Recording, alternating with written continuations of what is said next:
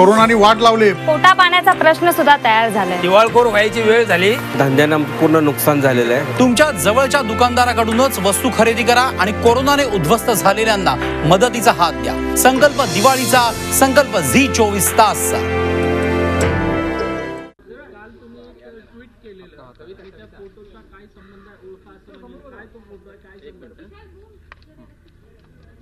असं आहे, काल मी जे फोटो ट्विट केला त्या समीर वानखेडे यांचा तो मेव्हणा आहे। तो आता व्हेनिसला राहतो। तो यांचा नातेवाईक आहे, तो मुस्लिम आहे। मी याच्यासाठी तो फोटो ट्विट केला की काल SC/ST कमिशनच्या उपाध्यक्षांनी एक मीडियाशी संवाद साधताना सांगितला की वानखेडेंनी कधी धर्म परिवर्तन केलं नाही। मी आज माझ्या बोलण्यावर ठाम आहे की वानखेडे जन्मानी मुस्लिम आहे। त्यांचे कुटुंबियांचे सगळे लोक मुस्लिम होते। बोगस दाखल्यावर ही नोकरी घेण्यात आली आणि जेव्हा यांनी मीडियाचा सगळं म्हणजे फिल्म इंडस्ट्रीच्या लोकांना एअरपोर्टवर अडवणे, मग त्याचं नाव हळूहळू समोर येऊ लागला।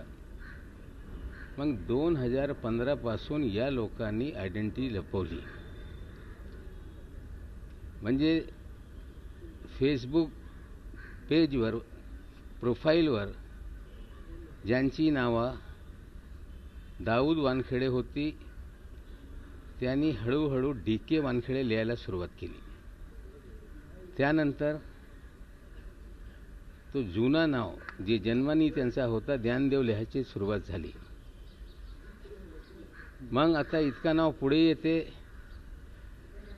मुस्लिम असताना जर मुस्लिम हे लोकांच्या समोर विषय गेला तर नोकरी धोक्यात येईल।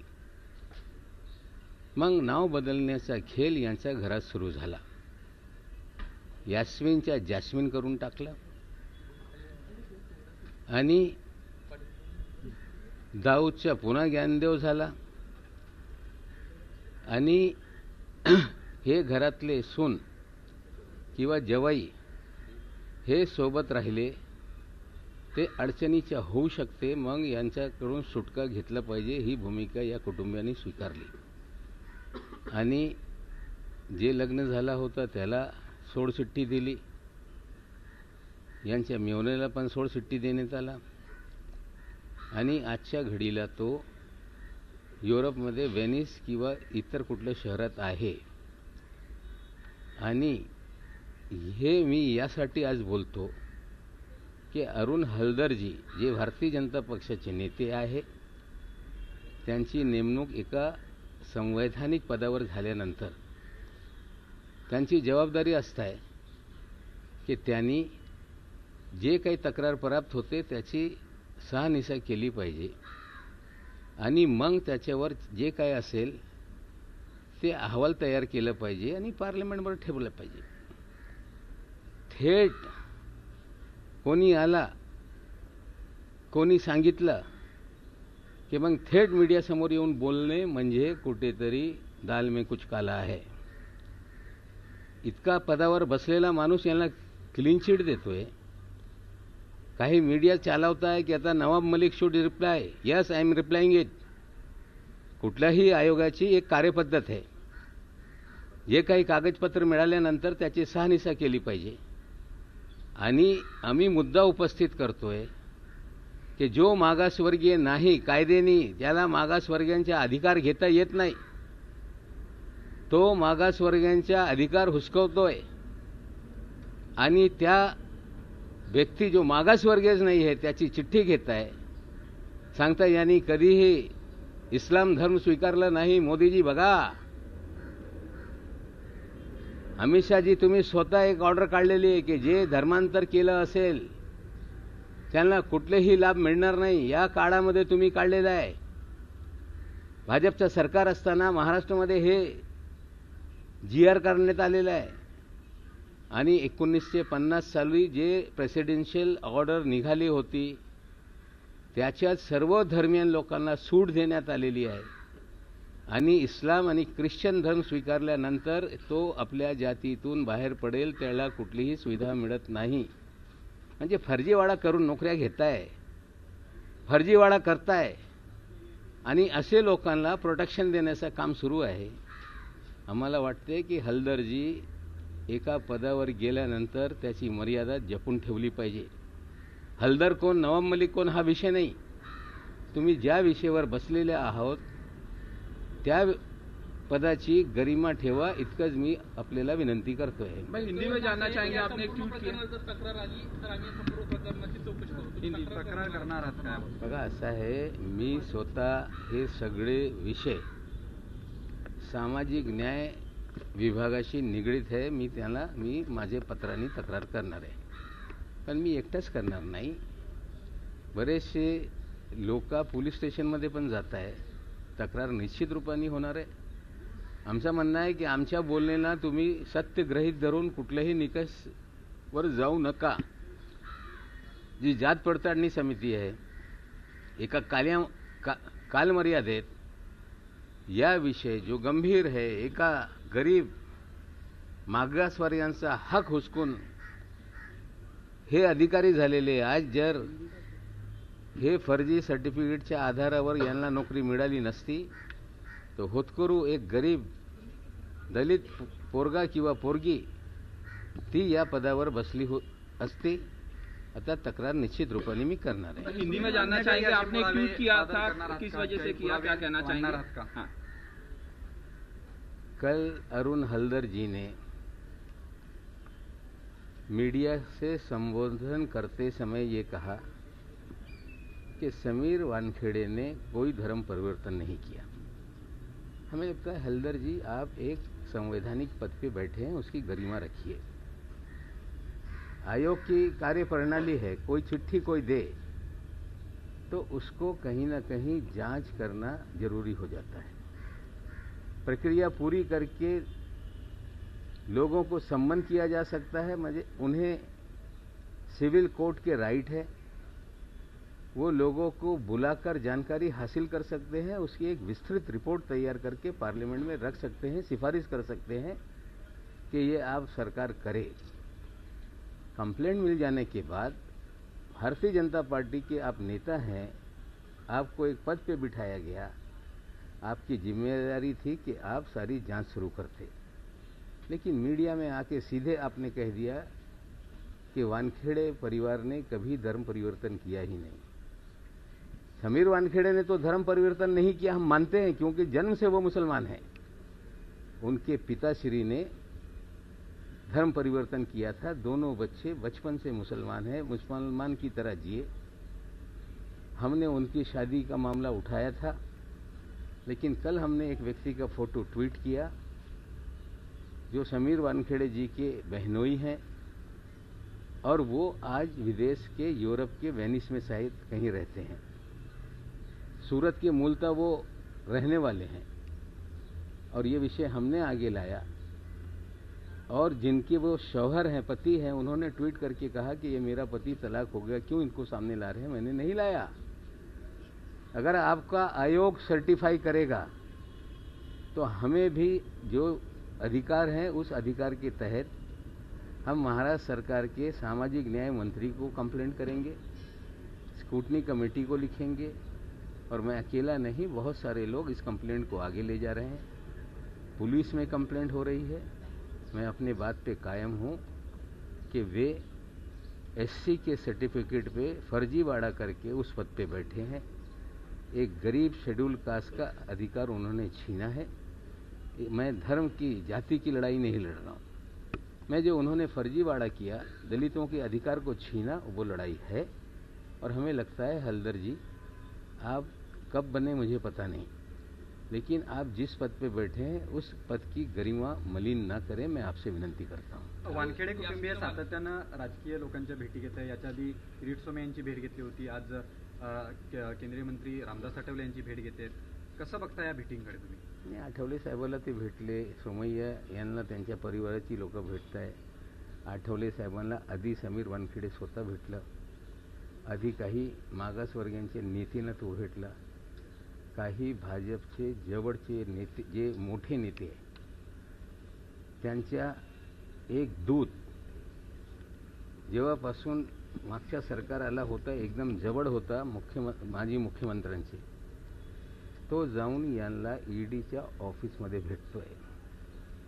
म्हणजे इतका जवळचा माणूस, याच्या घरी माजी मुख्यमंत्री जात होते, ज्याला मंत्रालयामध्ये मुख्यमंत्र्याच्या केबिनमध्ये ॲक्सेस होता, ज्याला महानगरपालिकेचा कमिशनर असेल, अधिकारी असेल, कोणी कधी थांबवत नव्हता, तो चेंबूरमध्ये राहतोय.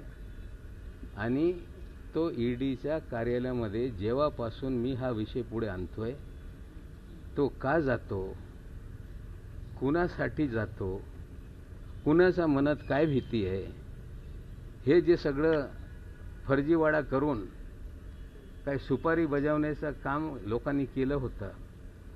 मग या चेंबूरच्या ग्रस्ताच्या माध्यमातून काय चाललेलं आहे, म्हणजे हा चेंबूरमध्ये राहणारा ग्रस्त कधी जातो, कशासाठी जातो, हे मला माहिती मिळते. आतले अधिकारी सांगताय की बाबा चेंबूरवाला इथे येतो, यांच्या केबिनमध्ये बसतो, काय यांच्या तास-तासभर चर्चा होते. अरे जर तुम्हाला इतकंच प्रेम या व्यक्तीवर असेल तो उघडपणे त्याला भेटा. दूतच्या माध्यमातून कशाला भेटताय? मला हे स्पष्टपणे सांगायचं आहे की संपूर्ण भाजपा यांच्या काहीतरी गोड बंगाल हे या महाराष्ट्राच्या नेत्यांच्या, त्यांच्या मनात पण दुगदुगी सुरू आहे असं मला वाटते. हिंदी में जानना चाहेंगे भाई, जो आपने बोला चेंबूर वाली बात, व्यक्ती भाजपशी संलग्नित आहे का? ट्विट केलेलं आहे आणि मागच्या काही प्रकरण आहेत त्या संदर्भामध्ये ट्विट करून चौकशीची मागणी केली आहे. खास करून सीबीआय मध्ये हे प्रकरण रजिस्टर आहे असं त्यांचं म्हणणं आहे. फराज मलिक यांच्यासोबत बाबाची ते प्रकरण आहे. तो जे सांगताय मी स्पष्टपणे सांगतोय, आम्ही कुर्ल्यात राहतो. टचवूड नावाच्या एक कंपनी, ज्याच्यात माझा मुलगा 20% भागीदार होता. मला वाटते 2001 किंवा 2 साली आम्ही एक जागा कुर्ल्यात खरेदी केली होती. त्या जागा विकल्यानंतर दुसरी एक जागा 2-2.5 कोटीमध्ये आम्ही खरेदी केली. त्याच्यात 5 पार्टनर होते. त्या कंपनीच्या डायरेक्टरशिपपासून माझ्या मुलांनी राजीनामा दिलेला आहे. आणि जे 13.5 कोटी सायफन झाले असा आरोप करताय. गुंडे, तू किती चोर आहे, कोणाचे पैसे कुठे लपवतो, तुझंच सरकार आहे. अरे गुंडेजी, मी तुम्हाला बोलू इच्छितो की त्या कंपनीमध्ये या मोहित कंबोजच्या नातेवाईक पण डायरेक्टर होता. त्यांनी कुठून पैसे आणले आणि त्याच कंपनीमधून स्वतः पैसे स्वतःच्या अकाउंटमध्ये घेऊन गेले, याची इन्क्वायरी सीबीआयने केलेली आहे, ईडीने केलेली आहे. आणि आमचे सगळे अकाउंट त्या काळामध्ये गुपचूप सगळ्यांनी तपासलेलं आहे. आम्ही एक दमडा कधीही कुणाचं घेतलं नाही. पण ती जागा मी घेतली होती म्हणजे माझ्या फराजनी, त्या देवेंद्रनी त्या जागेवर आरक्षण टाकलं. शेजारी माझी जागा आहे. यूडीमध्ये जेव्हा आरक्षण पळत होते देवेंद्रजी, त्या काळामध्ये मी बोलत असताना नवाब मलिकला काय त्रास देता येईल, सगळे जागेवर आरक्षण घालण्याचं काम केलं. त्यांना अजून कळत नाही की माझ्यावर आरोप करताय. मी जितका इन्क्वायरी करायचा आहे संपूर्ण कुटुंबाचा करा. आम्ही एकही फर्जीवाडा, एकही कुणाचा पैसा, जे प्रकरणाच्या 13.5 कोटीचा मोहित कंबोज बोलतोय तो मनुभाई आगीचा नावाचा ग्रस्त आहे आणि तो नातेवाईक आहे मोहित कंबोजचा. अरे तू चोर, तुझे नातेवाईक चोर, आणि चोरांचा खापर माझ्या अंगावर फोडताय. माझा स्पष्ट आरोप आहे. हे कुठेतरी चौकशी आधी पण झालेली आहे. मनु आगीच्या यांच्यावर कारवाई झाली. आमच्या त्याच्याशी काही घेणं देणं नाही. माझ्या कुटुंबियांचा pan number, dean number social मीडियावर पसरवताय. आमच्याकडे जे संपत्ती आहे त्या सगळ्या संपत्तीच्या बाबतीत इन्कम टॅक्समध्ये कसं कमाई केलं, कधी खरेदी केलं, आणि ते सगळं आमच्या बॅलन्स शीटवर माझी जबाबदारी आहे. पण माझ्या कुटुंबातले लोकांची नाव घेत आहे. They are independent. पण त्यांनी पण कुठलाही फर्जीवाडा केला नाही. माझे बहीणचं काहीतरी नाव लिहून त्याचा इन्कम टॅक्स नंबर दाखवताय, मुलींच्या दाखवताय. आहे ना सरकार तुमचा? बेनामी पद्धतीने निनावी नावाने कोणीतरी हे सगळी माहिती पाठवली. हो, काय निनावी देवा, इतका बळा तुमच्याकडे पसारा आहे, इन्कम टॅक्स, ईडी, सीबीआय. तुम्ही गेली 7 वर्ष नवाब मलिकच्या बाबतीत खोदताच आहे. आमच्या बँकेत कधी ईमेल येत आहे हे आम्हाला पण माहीत आहे. ईमेल उघडून ते दाखवू शकत नाही, पण प्रत्येक बँकेत कुठे ना कुठे लोक असताय, स्क्रीनशॉट मारताय आणि मोबाईलवरून आणून दाखवताय, साहेब बघा या ईडीच्या माहितीसाठी आलेलं आहे. तुम डाल मैं पात. उनको समजना पडेगा की नवाब मलिक कुणाच्या बापाला घाबरत नाही. आता किरीट सोमय्याजींनी जी ट्विट केलेलं आहे, 3 मंत्री आणि 3 जावई यांचा आता अधिवेशनामध्ये पूर्ण भांडाफोड होणार. अरे मी करणार आहे. असा भांडाफोड होईल की भाजप या महाराष्ट्रामध्ये तोंड दाखवण्यासाठी कुठेही फिरू शकणार नाही. ते आम्हाला काय धमकी देत आहे, पोकळ धमकीला आम्ही घाबरत नाही. मी विधानसभेमध्ये जो प्रकरण आणणार आहे ते समोर आल्यानंतर भाजपच्या कार्यकर्ता जनतेसमोर जाऊ शकणार नाही. मी आज पुन्हा सांगतोय. तुम्ही काही दिवसांपूर्वी असं म्हटलं होतं की पिक्चर अभी बाकी आहे, पिक्चर चालू झाला म्हणायचं का? हो, पिक्चर तर सुरूच आहे. इंटरव्ह्यू झाला. जो आर्यन खानला तुरुंगात घेऊन जात होता ईडीच्या ऑफिसमध्ये कस्टडीमध्ये, तो आता कस्टडीमध्ये आहे. जे आर्यनला सांगत होते किंवा इतर निष्पाप लोकांना सांगत होते बेल देऊ नका, ते इतके घाबरलेले आहे की आगामी काळामध्ये त्यांचा काय होईल ते धाकधुकी त्यांची का सुरू झालेली आहे. म्हणजे सिक्वेन्स बदललेली आहे. ज्यांना लोक आरोपी सांगत होते आता ते आरोपीच्या पिंजऱ्यातून बाहेर दिसत आहे, आणि जे आरोप लावत होते ते आरोपीच्या पिंजऱ्यात उभे झालेले आहे. निश्चित रूपाने या सिनेमाचा भाग बदललेला आहे आणि निश्चित रूपाने याचा अंत तर होणार आहे आणि शेवटपर्यंत घेऊन जाईपर्यंत मी थांबणार नाही. जास्मिन वानखडे यांनी तुमच्या विरोधात काल आंबोली पोलीस स्टेशनमध्ये तक्रार केली की त्यांच्या अरे किती लोक करताय, कोण भारती करतो की कंबोज मला माहित नाही. सांगताय मला धमक्या येत आहे. अरे यांना धमकी कोण देते तपास करा ना. जर यांना धमक्या येत असेल तर ज्यांनी धमकी दिलेली आहे यांच्यावर कारवाई झाली पाहिजे. पण मला हुड्डा नावाचा माणूस राजस्थानमध्ये कोण धमकी देतो, त्याचं काय आहे याच्या उत्तर भाजपवाल्यांनी दिले पाहिजे. मैं हिंदी में जानना चाहूँगा, आपने कहा कि मेरी इंक्वायरी करें, मेरे घर वालों की इंक्वायरी करें, मैं किसी से डरता नहीं, क्या कहना चाहिए? देखिए, जिस तरह से कुछ लोग ये कह रहे हैं कि इन्होंने कुछ पैसे बैंक में डुबाए, मैं स्पष्ट रूप से कहता हूं कि हमारे जो भी संपत्ति इस शहर में मेरी है वो मेरे नाम से है. बच्चे कारोबार करते हैं उनके नाम से है. बहन डॉक्टर है, MBBS, diploma, MD, DNB, LLB doctor है. कारपोरेशन में नगर सेवक है. दिन भर सुबह से शाम तक दोपहर तक ऑपरेशन करती है, वो अपना कमाती है. एक बिटिया मेरी आर्किटेक्ट है, वो अपना कारोबार करती है. एक बिटिया फैशन डिजाइनर है, वो अपना कारोबार करती है. मेरे भाई हैं, वो अपना कारोबार करते हैं. लेकिन किसी ने ही कभी भी कोई घोटालेबाजी नहीं की. घोटाले का आरोप मुझ पे लगा रहे हैं. मुझे लगता है कि कुर्ला में एक जमीन हमारे लड़के ने खरीदी थी शायद 2002 में. उसमें वो जमीन बेचकर दूसरी जमीन खरीदी गई और उस जमीन पर देवेंद्र फडणवीस मुख्यमंत्री रहते हुए उन्होंने रिजर्वेशन डाल दिया. वो डेवलप नहीं हो पा रही है. उसमें हमारा लड़का अभी डायरेक्टर नहीं है, लेकिन 20% कुर्ला में 700 मीटर जगह है, उसमें वो हिस्सेदार है. उसमें जो एक मनु भाई अगीचा नाम के व्यक्ति हैं, उनका पारिवारिक कुछ झगड़ा हो रहा है, शायद कंबोज के भी वो रिश्तेदार हैं. उन्होंने किसी अकाउंट से जो इसके सिग्नेचरी थे उसमें कुछ पैसे लिए और फिर अपने अकाउंट में ले गए. हमें लगता है इस विषय की जांच अलग अलग विभागों ने की है और उस समय भी हमारे लड़के का अकाउंट लोगों ने चेक किया है. हमने कभी कोई भी फर्जी तरीके से किसी का पैसा अपने पास लाया नहीं, कोई बैंक का पैसा लाया नहीं. और जांच कभी भी हो सकती है. जांच बीजेपी के रहते हुए भी हुई है, आज भी वो कर ले, उससे हमारा लेना देना नहीं. शायद मोहित कंबोज के भी रिश्तेदार हैं जो मोड ऑफ एप्रेंटी दिखा रहे हैं, कंबोज ने भी इसी तरह की मोड ऑफ एप्रेंटी दिखाई है, इसलिए उनको ज़्यादा जानकारी है।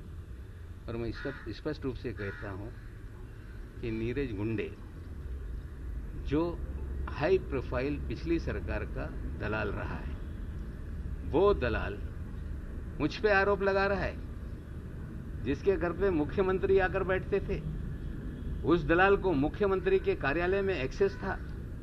वो दलाल वर्षा में घूमता था, वो दलाल हर सेक्रेटरी के कार्यालय में जाता था, वो दलाल कारपोरेशन में जाता था।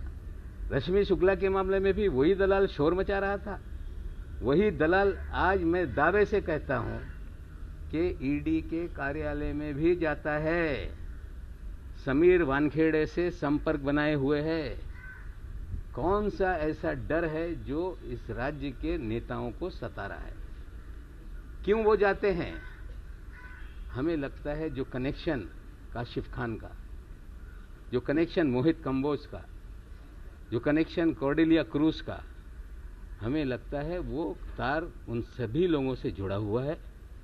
और मैं फिर कहता हूं, ये सारे मामले विधानसभा के पटल पे लाऊंगा और ऐसा एक्सपोज करूंगा कि बीजेपी महाराष्ट्र में मुंह दिखाने लायक नाही राहिली. शिवाजी ठाकरेंना काल एक पत्रकार परिषद घेतली आणि त्यामध्ये बघा असं आहे, मी त्यांचं नाव घेतलं नाही.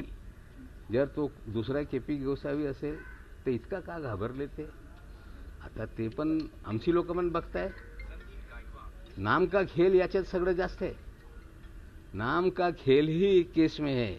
दाऊद वानखेड़े के ज्ञानदेव वानखेड़े, जैस्मिन के यास्मीन, काशिफ खान के काशिफ मलिक खान. नाम का खेल भी इस सिनेमा में बहुत बड़ा है और हमें लगता है नाम बदलने से वो मैं नहीं तो मी नवे हे सांगून चालणार नाही. भाई समीर वानखेड़े की फैमिली पॉलिटिकल नेताओं से मिल रहे हैं आज? नहीं, बिल्कुल मिले, नेताओं से मिले, सबसे मिले, उनका अधिकार है. जिस समय ये पता उन्हें चला, ये जो सर्टिफिकेट का मामला है, इसी से सारा मामला शुरू हुआ है. जब मेरे बयान आए तो कुछ क्राइम रिपोर्टर ने आकर मुझे कहा कि वानखेड़े साहब आपसे नाराज हैं. मैंने कहा कि क्यों नाराज है भाई? बोले कि इसके नतीजे गंभीर होंगे. मैंने कहा अधिकारी की इतनी हिम्मत हो गई, उन्हें बता दो कि उनका पूरा शिजरा, उनकी माँ कौन थी, बाप कौन थे, क्या है, कहाँ रहते हैं, क्या करते हैं, जाली सर्टिफिकेट पे नौकरी ली है. अगर ज़्यादा उनको समझ में आ रहा है तो मैं ये सारा मामला प्रेस को बताता हूँ. उसके बाद ही हमारे दामाद को पकड़ा गया, 8.5 महीने जेल रखे गए, ताकि नवाब मलिक कभी बंडा फोड़ करे तो उसकी बातों को लोग गंभीरता से ना लें. शुरुआत में दामाद को लेकर शोर मचाया गया. हमें लगता है इससे पहले भी वो आठवले साहब से मिले थे, इससे पहले भी कई दलित नेताओं से मिले. आठवले साहब उनके साथ खड़े हैं. अगर दलितों का कोई हक छीन ले और नेता उनके साथ खड़े रहे, हमें लगता है इससे दुर्भाग्यपूर्ण हो नहीं सकता. कोई नेताओं से मिले, सबसे मिले, उनका अधिकार है. लेकिन एक और बात कहता हूं कि जब मैंने ये शुरुआत की, कई लोग मुझे, मेरे जानने वाले आकर बोल रहे थे कि आप रुक जाइए, शाहरुख खान को बताया जा रहा है कि तुम्हारे बोलने की वजह से तुम्हारा लड़का फंसते जा रहा है. जिम्मेदार लोग भी बोले, मेरे नजदीक के लोग भी बोले. उसे डराया गया कि नवाब मलिक को रोका जाए. जिम्मेदारी से कह रहा हूं, मेरा एक वकील है लड़का, कुछ वकील उसको भी अलग अलग तरीके से उसका दिमागी तौर पे ब्रेन वॉश कर रहे थे. वो भी घर में आके पूरी तरह से डिसमूड था. अपनी माँ को कहता था, मुझे कहता था कि डैडी बस करो, मत करो. दूसरे लड़के को डराया गया, वो भी प्रेशर में था. लेकिन उन्हें पता नहीं कि डराने से कोई व्यक्ति डरता नहीं. कुछ लोग ये कह रहे थे कि ड्रग का मामला बहुत बड़ा होता है, इसमें बड़े पैसे इन्वॉल्व होते हैं, गुंडे इन्वॉल्व होते हैं, आपकी जान जा सकती है. प्रयास तो हुआ मेरी जबान बंद करने का, लेकिन मैंने पहले भी कहा था कि हम इसे लॉजिकल एंड तक ले जाएंगे. जो जिसको करना है वो करे. कोई ये कहता होगा कि नवाब मलिक को मार देंगे, मेरा पूरा विश्वास है जिस दिन मरना है मैं मरूंगा. और लोगों को कहना चाहती हूं जो इस तरह की बातें करते हैं कि मर गए मारने वाले. कोरोनाने वाट लावली. पोटा पाण्याचा प्रश्न सुद्धा तयार झालाय. दिवाळखोर व्हायची वेळ झाली. धंद्यानं पूर्ण नुकसान झालेलं आहे. तुमच्या जवळच्या दुकानदाराकडूनच वस्तू खरेदी करा आणि कोरोनानं उद्ध्वस्त झालेल्यांना मदतीचा हात द्या. संकल्प दिवाळीचा, संकल्प झी 24 तासचा.